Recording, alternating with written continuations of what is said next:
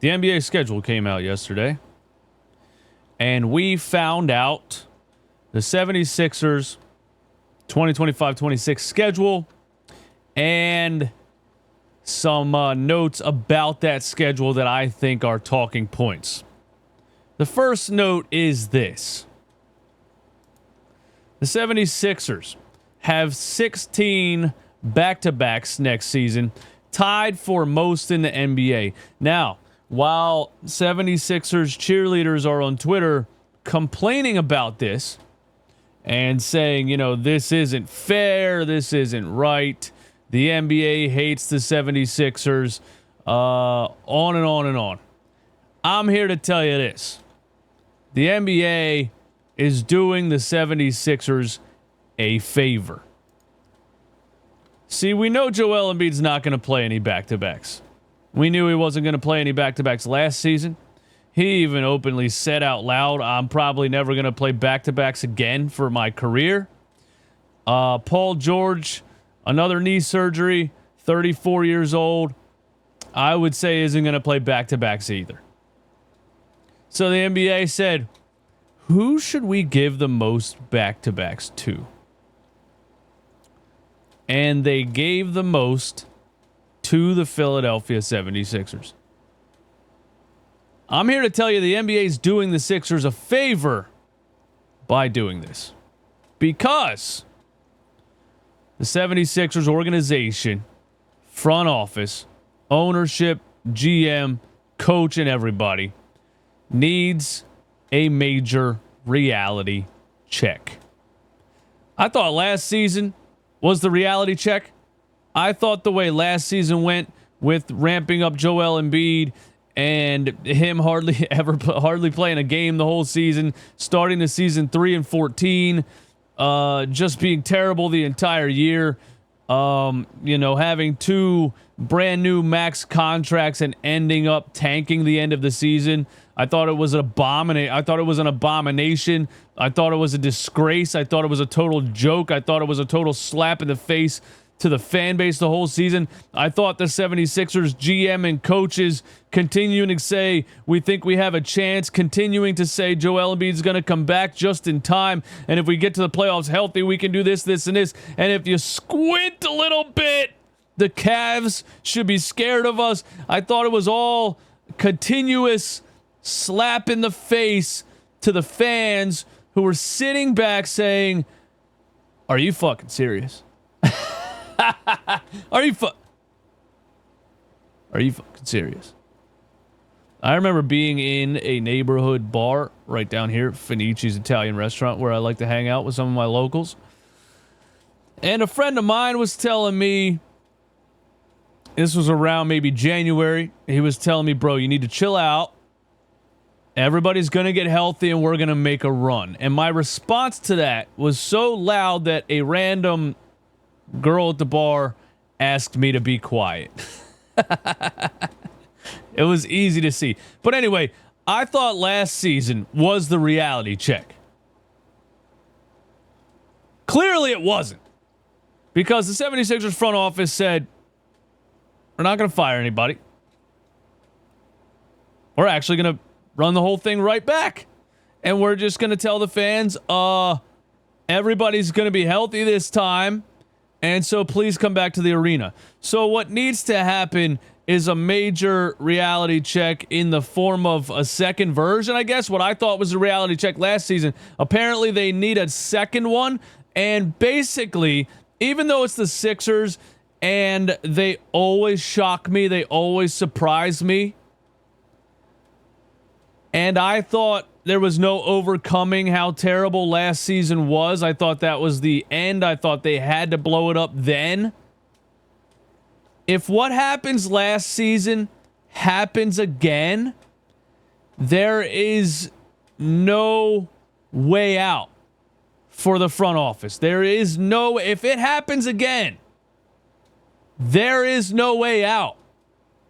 They're going to do it again. They're going to lie about Joel Embiid's health. They're going to say he's going to be healthy for the season. We don't know about training camp. We don't know about this or that, but please buy season tickets. We think he's going to be healthy. They're not buying season tickets, by the way. Not even close to the amount that they sold last season. If it happens again, 2 years in a row, when you owe Paul George and Joel Embiid $404 million until 2029, I see that as the ultimate reality check, in the front office and everybody will have to accept the fate, which is this Joel Embiid era is over. The Paul George signing didn't do anything, was a mistake basically, and you have to do everything in your power to move forward with the new era of Maxey, McCain, VJ, and possibly Quentin Grimes. But I think the NBA scheduling the 76ers the most back-to-backs this upcoming season raises the chances of that happening. Now, I know I'm the negative one, but I want what's best for this team in the long run. I don't get caught up in the moment. I remember the playoffs, going into the playoffs with Doc Rivers, and I thought he should have been fired the year before. And I said, losing in the second round again is probably the best thing that could happen for this team, because they will have to make a change. And it happened, and they made a change. The change was more of the same. They just got the white version of Doc Rivers and Nick Nurse. But I'm keeping it real again. The best thing that could happen for the longevity and to get us out of this fucking purgatory that we're in is for the 76ers to have the most back-to-backs next season and to get a second dose of reality. They also, the Sixers also have 14 nationally televised games next season, down from 27 last year. So if you're still delusional and still believe that this team of $500 million injured players can accomplish something, you're in the minority. Most NBA fans do not believe that. I feel like most Sixers fans don't believe that. And the NBA TV deal makers also don't believe that. And they're like, listen, bro, we're just not going to put this team on national television if Joel Embiid and Paul George are not on the floor. And they, the people in charge of the money, are betting that Joel Embiid and Paul George are not going to be on the floor. If they thought Paul George and Joel Embiid were going to be on the floor, they would have 27 nationally televised games the same way they did last season. So there's that. Give me your thoughts on that. One more thing before we get out of it. Well, my friend Jacob Mareno, who, God bless him. God bless his heart. He's a young man. I feel like we're friends. I disagree with him sometimes. I try not to be too harsh because I don't want to come off as disrespectful or insulting or anything like that, because I think he does a great job, and he's an aspiring sports writer, and, but sometimes he has a take that I want to refute. The 16 sets of back-to-backs suck, absolutely, but I'm seeing some people acting too pessimistic about the Sixers' schedule. Philadelphia's easy start to the year could very well end up saving their season. I believe that Jacob is saying that if the 76ers start the season without Joel Embiid and Paul George, as is assumed, the easy start to the schedule could get them enough wins to survive until we get Joel Embiid and Paul George on the floor.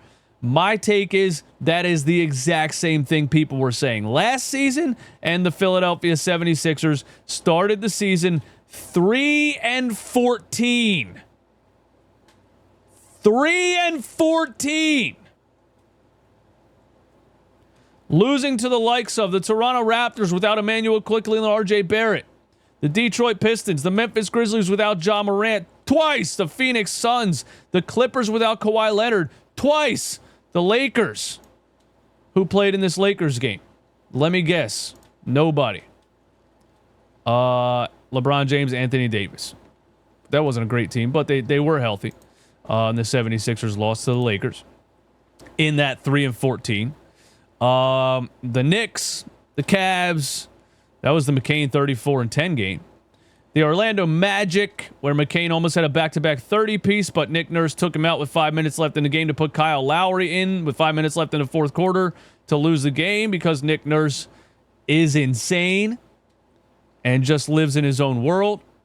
And then they went on a little bit of a run when Embiid and Paul George came back, but inevitably they were out again, and they lost a bunch of games in a row again. But they started the season 3-14 without Joel Embiid and Paul George. And what has changed for you to believe that without Joel Embiid and Paul George, the 76ers can start the season any better than 3-14?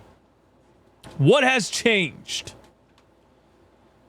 Does Nick Nurse believe more in Jared McCain this upcoming season? I don't know why my brain just turned off for a split second. I think I had a stroke. Does Nick Nurse believe more in Jared McCain this season?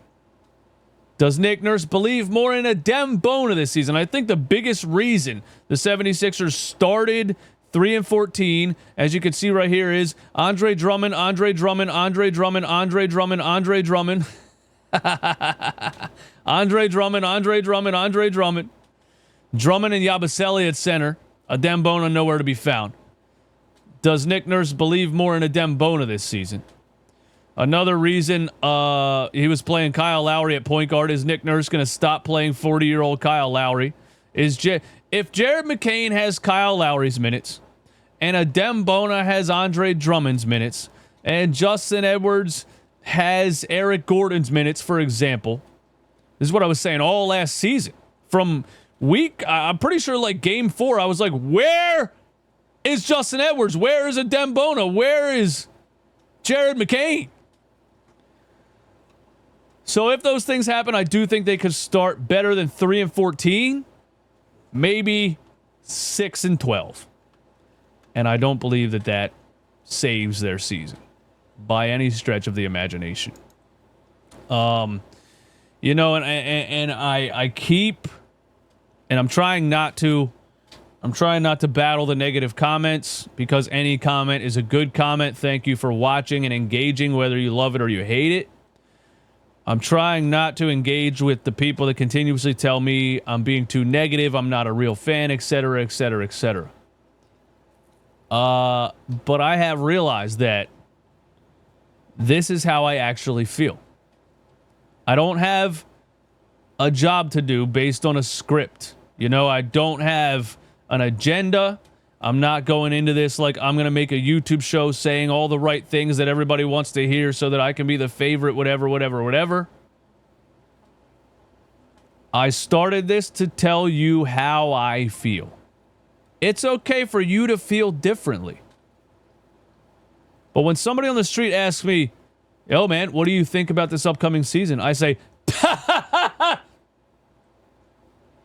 I think I'm going to start watching fucking NASCAR. That's what I think. I think I can't wait for the Philadelphia to get a WNBA team. That's what I think. I don't feel 1% good about this upcoming season, and that's what I'm going to continue to say on here, because that's what I continue. That's my honest opinion. And I think a lot of you are not being honest with yourselves. That's all I got. I'll see you soon.